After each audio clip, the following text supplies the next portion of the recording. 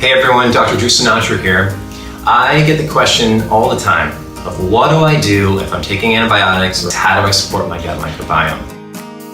Now, as you may know, there's lots of different antibiotics out there. For example, clindamycin or something like Cipro, there's going to be a very broad spectrum, and they're definitely going to wipe out your microbiome for a long time. There was even one study that showed that the effects lasted for a year or longer with those two antibiotics. What you want to do during the treatment of antibiotics and after is consume some probiotics. As long as you've got a brand on board that has a lactobacillus and a bifidobacterium in there, you're probably good.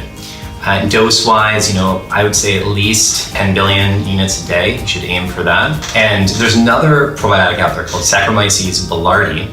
And this is actually a yeast-derived probiotic that can be really beneficial for preventing yeast overgrowth or even C. diff infection. I would do about 250 milligrams twice a day. And most people should be taking their probiotic at different times than their antibiotics. So let's say if your antibiotic dosing is at 8 a.m. and 8 p.m., perhaps take your probiotic dose sometime around 12 p.m. to 4 p.m. And at least that way, the probiotic will survive longer.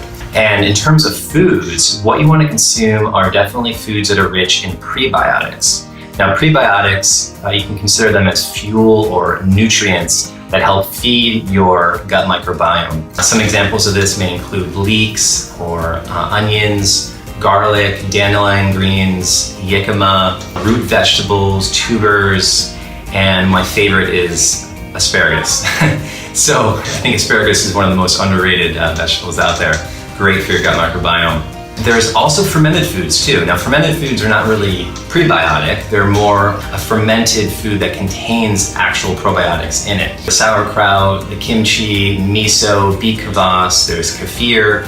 All these foods are going to help replace and replenish the gut microbiome that's been damaged from the antibiotics. So the only caveat with doing prebiotics and fermented foods is that some people, let's say if they've got a SIBO infection or some sort of level of dysbiosis, they may react to those foods because a lot of those foods are actually high FODMAP foods. So if you start getting gas and bloating from eating more of these prebiotic and fermented foods, you may want to hold off and focus more on the probiotics. So that's it, essentially, for what you can do to help build your microbiome while you're on antibiotics and after you've taken them. All right, talk to you soon.